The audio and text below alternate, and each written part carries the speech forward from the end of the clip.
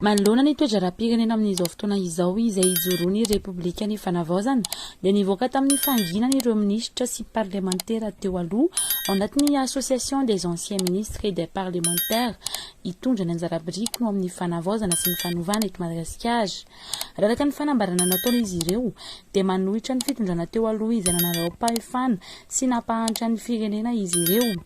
Isan'ireo rafitra nanjakan'ny fitondrana teo aloha ny rafitra lalàna ka nafana nampandany ireo lalàna nentina nampiroboroboana ny tombotsoan'ny olombitsy ka hita sy tsapa fa mbola mitony fanjakazakany ireo maro anisa amin'izao fotoana izao satria mbola perinasa ny antenimera rotonta izay diantana ny fitondrana teo aloha ka isan'ireo mampisy fanindreny ireo tompona ndraiky mpanjakana maro mbola forongony teo aloha raha ny fanazavana. Efa madiva ifarana ny fotoam-piasan'ny antenimera-doolo andro sisa no isaina dia tampotra izany manday izany. Mbola amperinasa ny antenimera-pirenena izay anisan'ny ankinan'ny fitondrana teo aloha ka nahafahany nampandany ny teti-bolo, ny tetikasa, ny arovany sy nampiroboroboany ny tombontsoany manokana. Mbola mitohy ny fanjakazakany maro anisa ireo ka mbola mampisy fanendrena tompona ndraiky mpanjakana maro forongony teo aloha. Fitenitsika moa le forongony amin'izao fotoana izao. Midika izany fa mbola misy tarazony fitondrana efa nalohan'ny vahoaka anatiny raha fitondrana amin'izao fotoana izao. Etsakilany ny fitsarana avy momba ny lalam-panorenana izay nanomevahana olona tsy mizaka ny zo-pirenena malagasy ho filoham-pirenena dia haitsika tsara le article 42 ao amin'ny code des nationalités izay nalaza dia nalaza tamin'ny 13 ireny. Sady namoaka fitsarana nampiahiainy maro tamin'ny raharam-pifidianana. Ny lany atao tsy lany, ny tsy lany atao lany. No nameny fenoany banga rehetra kehitriny sy voafaritsy ny lalàna izany.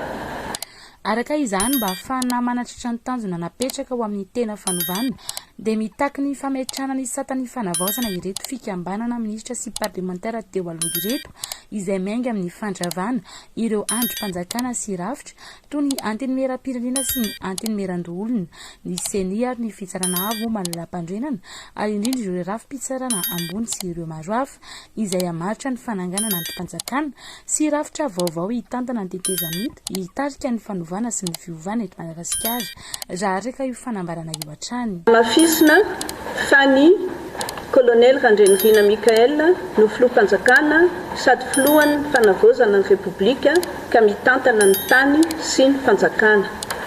Fahefana avo ny fanavaozana rafitra ahitana ireo kolonely efatra mpanolotsaina avo izay miandraikitra ny fanaraha-maso sy ny fanombanana ireo tetikasa sy asam-bahoaka.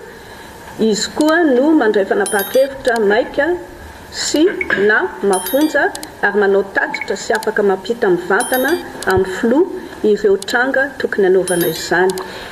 Gouvernemanta ny fanavaozana.